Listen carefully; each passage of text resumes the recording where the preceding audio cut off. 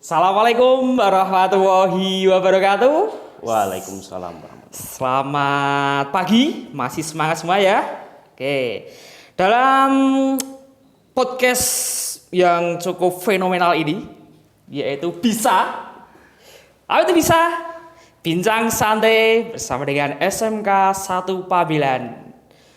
Kalian semua bisa. Oke. Ya, pada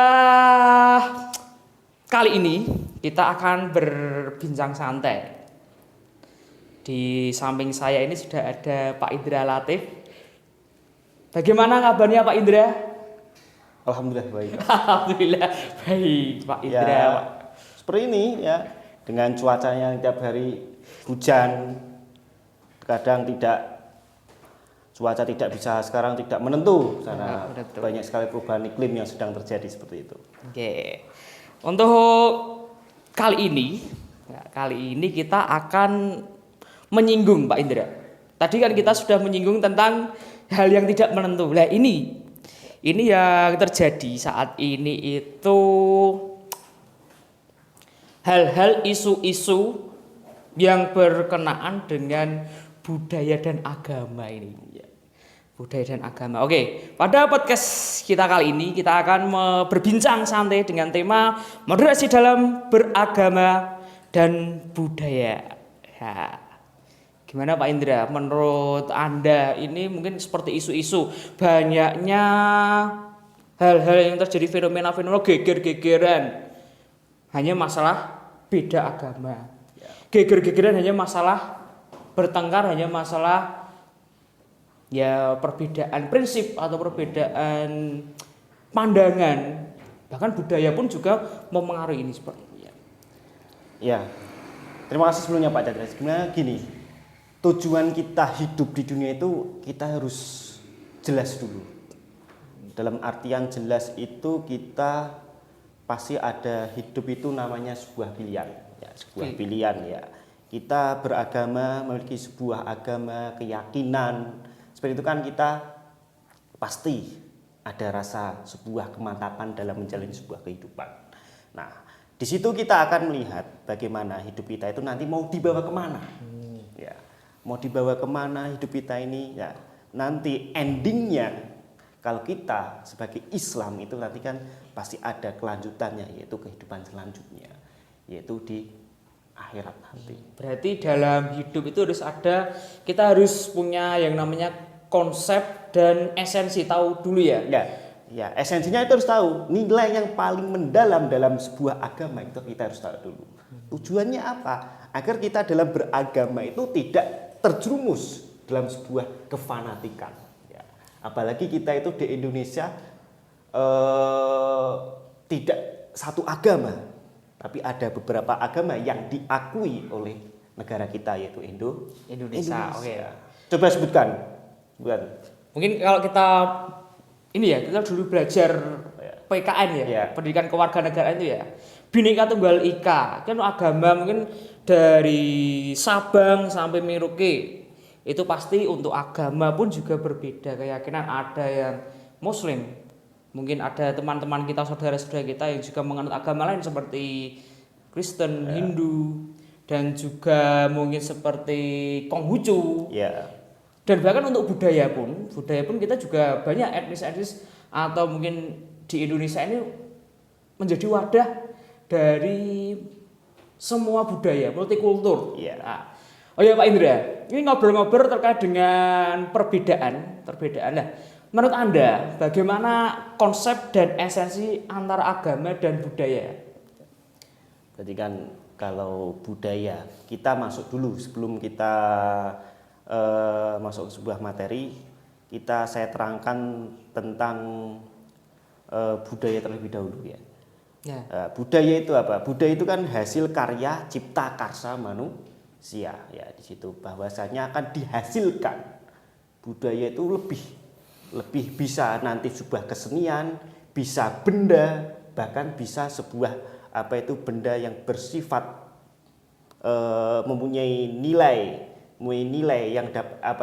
keindahan yang bisa kita menjadikan identitas kita sebagai bangsa Indonesia. Saya contohkan Pak Chandra, saya akan ambil contoh ya di negara kita Indonesia dari segi budaya. Ketika pengislaman tanah Jawa, saya ambilkan di situ. Sekarang saya mau tanya sebelum saya masuk di situ, saya tanya, hasil budaya orang Indonesia asli terbesar bahkan diakui dunia, apa yang terlihat di tanah Jawa? Ini kalau dilihat di tanah Jawa itu seperti candi-candi. Ya, apa yang besar yang Bapak lihat? Kalau saya itu melihatnya mungkin di Candi Borobudur. Candi Borobudur. Benar ya, Pak? Borobudur, betul. Yang pertama saya lihat Candi Borobudur. Yang kedua ada Prambanan. Itu kan candi yang terbesar ya, yang di Indonesia di tanah Jawa. Sekarang contohnya Borobudur itu milik umat agama Hindu. Borobudur. Buddha. Prambanan Hindu. Nah, saya ambil kesimpulan seperti ini. Bagaimana dalam orang Indonesia yang mayoritas Muslim, tetapi hasil budayanya kok yang termuncul, yang besar, itu pertama milik orang Buddha dan milik orang Hindu. Kenapa di situ? Oh, berarti ada sebuah pertanyaan, ya. Bagaimana pengislaman ini di sini? Itu kalau dilihat dari segi budaya di situ. Pengislamannya bagaimana? Saya kembalikan lagi di India. Ya, India yang terkenal bangunan megahnya apa di sana? Coba Chandra pikiran di India. Kok di India itu kurang tahu saya, Pak. Ya. Mungkin bisa ini ya bisa dijelaskan kalau di India. Ini kalau seperti budaya tadi ya, budaya saya mau garis bawahi kalau budaya itu manifestasi. Ya. Perwujudan ya. Perwujudan. Ya, saya ambilkan dulu. Saya teruskan dulu. Contohnya di India itu ada Taj Mahal, di Indonesia ada Borobudur. Nah, kenapa yang notabene Borobudur itu milik orang Buddha, tapi mayoritas agama di Indonesia ada orang Islam, agama Islam. Taj Mahal notabene yang diakui, yang membangun orang Islam, kenapa yang mayoritas di India orang Hindu? Akan timbul sebuah pertanyaan. Bagaimana toh pengislaman itu di sini? Nah, di situ akan timbul pertanyaan. Tetapi kenapa di India yang mayoritas Hindu tapi bangunan milik Islam? Kebalikan dari milik Indonesia. Nah, di situ bagaimana orang Indonesia itu menerima sebuah perbedaan dari segi budaya dengan namanya kerukunan. Yang berjejeran antara Buddha dan Hindu, antara Prambanan, antara Borobudur. Oke. Nah, di situ. Ternyata itu dari segi budaya. Dari segi budaya. Ya. Terus kalau dari segi agama? Ya. Kalau kita melihat dari konteks kita dari konteks kita sebagai orang Islam ya. Sebenarnya kita sebagai orang Islam tuh Allah itu sudah menegaskan kita kalau kita benar-benar mengaplikasikan dalam sebuah kehidupan ya.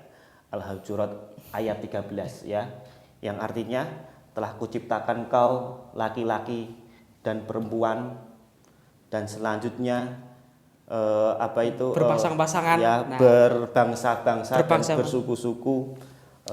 Tujuannya apa? Untuk saling mengenal. Di situ kalau kita dalam memahami Islam itu, Islam akan terasa indah dalam artian kita mempunyai agama itu tidak fanatik, tidak merasa paling benar seperti itu. Luar biasa. Ya, ini itu. Kelihatannya kok dari bincangnya kita bincang santai, tapi ternyata malah serius ya dia. Gitu, agak serius kayak enggak masalah. Ini bukan serius dalam artian seperti ini. Dalam artian ini kan kita bicara ini kan biar tidak untuk meluruskan gitu ya. Meluruskan saja. Jadi gini, jadi kita itu di sini kita ngobrol tapi juga kita memberikan legitimasi, meluruskan apa yang pemahaman sekarang kan dangkal agama ya agama, budaya ya budaya, padahal antara keduanya itu saling berkaitan gitu ya. Nah, menurut Anda Pak Indra, nah tadi kita membahas tentang konsep agama. Nah, sekarang saya mau ini mungkin juga hal yang paling krusial, ini saya ingin bertanya kalau tadi untuk budaya itu sebagai manifestasi dan juga agama itu juga penting ya, antara agama dan budaya itu saling berkaitan. Nah, berkaitan. Nah, ini. Nah, menurut Anda bagaimana menurut Anda itu keselarasan agama dan budaya? Mungkin agama dengan budaya nasional, mungkin budaya dengan agama dengan budaya tradisional itu bagaimana keselarasannya? Ya, kalau saya mengambil sebuah contoh ya Pak dalam sebuah kehidupan kita. Ya mungkin ini Pak. Oke. Ya, Sebelumnya ya saya jangan dipotong dulu. gini. Karena ini kan Jangan dipotong dulu. Saya belum selesai loh ini loh kok sudah dipotong ini. Wah, mohon maaf sebelumnya. Ini kita tidak debat, tapi ini sebenarnya kita ini juga dalam pembahasan bincang santai kita ini. Ini harusnya moderatornya banyak belajar ini. Ya, Barrio itu nggak punya adab itu namanya loh. Ya, lagi diteruskan loh nggak punya adab itu namanya. Itu ya. Ini maksudnya gini, ini bukan adab, tapi mungkin untuk teman-teman khususnya mungkin kalau anak muda ya. Anak muda ini kan juga belum paham tentang konsep-konsep agama tadi, mungkin keselarasannya seperti apa. Ya, mungkin Pak Indra ini bisa menyederhanakan. Ya, contoh bisa yang sederhana seperti apa? Lah, kalau apa itu dalam hal budaya itu sekali lagi itu kita harus ada namanya sebuah kecintaan. Cinta dulu. Karena tujuan kita beragama itu nanti puncaknya adalah cinta. Cinta nanti terjunnya itu yaitu sebuah keikhlasan. Ikhlas. Ya. Ketika kita beribadah, ketika melakukan sesuatu itu, ketika kita cinta maka akan timbul sebuah keikhlasan. Begitu juga saya kembalikan lagi. Ketika dulu wali mengislamkan tanah Jawa itu tidak ada namanya paksaan. Ya, dalam artian ketika mengislamkan tanah Jawa itu menunjukkan masuk lewat jalur budaya. Ya, jalur budaya. Ya, gini ngobrol itu seperti ini, jangan dipotong dulu. Ya, jangan mohon maaf. Mohon maaf. Ini ngobrol-ngobrol lagi kita tentang tadi cinta dari wali ya. Kalau mungkin kan Wali Songo itu dengan cinta. Jadi mungkin dengan pendekatan secara humanis. Ya, seperti itu. Oh ya Pak Indra. Nah, kebetulan kan di SMK kita, ini kan baru-baru ini kan kita salah satu SMK yang ada di Kabupaten Semarang dinobatkan menjadi SMK atau sekolah moderasi beragama. Nah, ini. Tapi ngobrol-ngobrol nanti kita akan berbincang itu. Tapi sebelumnya saya mau tanya, sebenarnya moderasi beragama itu apa tuh Pak? Moderasi beragama itu begini Bu Chandra. Sekolah kita ya, saya ambil konteks sekolah kita dulu ya. Sekolah kita itu tambahan informasi kemarin juara luar biasa. Moderasi beragama moderasi beragama. Ya itu ya dalam hari amal bakti Kementerian Agama itu SMK Negeri 1 Pabelan itu juara. Ya. Tepuk tangan buat SMK Negeri 1 Pabelan. Tepuk tangan. Luar biasa, perolehan luar biasa. Nah, di sini ya kalau saya itu apa itu moderasi beragama, saya berikan contoh ya, yaitu hidup rukun ya, hidup rukun saling menghargai ya, dalam segala aspek hal apapun dan sebuah perbedaan itu tidak dijadikan sebuah masalah. Itu yang dimaksud dengan moderasi beragama. Jadi sebuah perbedaan itu jangan jadikan sebuah permasalahan. Kita kedepankan namanya toleransi, kita kedepankan saling menghormati, akan timbul namanya sebuah keindahan. Kalau saya simpulkan seperti itu yang dinamakan moderasi beragama. Dan saya terapkan ya dalam di SMK Negeri 1 Pabelan ini dalam saling rukun, walaupun kita berbeda dalam sebuah pandangan, ideologi, bahkan dalam pandangan perbedaan perbedaan dalam beragama. Contohnya kita itu di Sumberjo ini kan kalau bisa dikatakan Indonesianya apa itu? Miniatur Indonesia. Ya. Bahkan banyak keyakinan beragama semuanya ada di sini. Nah, saya terapkan moderasi beragama dan berjalan, dan penilaian dari Kementerian Agama kita dinobatkan sebagai sekolah moderasi beragama. Oke, mungkin ini ya. Bagaimana mungkin langkah-langkah sehingga kita itu dinobatkan bisa meraih sebagai salah satu sekolah moderasi. Mungkin adakah di sana, ya mungkin ada contoh sederhana lah. Mungkin apa ketika mungkin aktivitasnya itu apa? Ya, kita kembali lagi pada program kerja sekolah dulu terlebih dahulu. Program kerja sekolah yang dari Ibu Kepala kita sudah didukung banyak sekali didukung dalam menjalankan sebuah program pendukungan dari Ibu Kepala sangat baik, dalam artian sangat didukung. Nah, contoh kecil dalam menerapkan moderasi beragama itu mudah. Begini Pak Chandra, kita dalam mendatangkan menjalankan sebuah dalam berinteraksi antar siswa, berinteraksi antar guru, itu kita tidak memandang sebuah agama atau apa, tapi kita di sini adalah menjalankan sebuah kemanusiaan, mengedepankan kemanusiaan. Nah, intinya apa? Ketika ada siswa Islam yang beribadah dan satu temannya non Muslim, ya belum, itu kita contohkan, ada yang satunya yang menunggu ketika sholat, ya, ketika berpuasa menghormati yang sedang puasa, atau sebaliknya seperti itu. Jadi kita terapkan dalam hal-hal kecil tersebut, dan hal-hal kecil itu akan timbul rasa namanya cinta terhadap semuanya, tidak ada rasa fanatik di situ, ya. Begitu. Oke, luar biasa sekali tadi pemaparan terkait dengan moderasi. Oh ya, saya lupa mungkin minum dulu. Maaf, saya puasa. Oke, oke. Begitu, dari sini kita garis bawahi bahwasannya moderasi bagian dari sikap kita bagaimana menjadi seorang yang moderat, yang menjadi seorang penengah.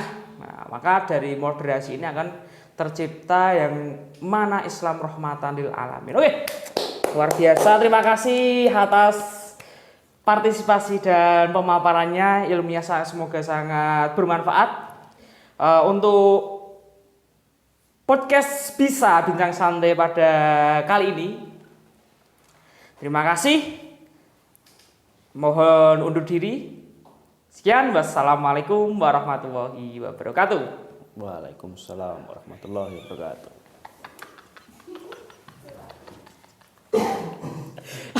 Kok dadi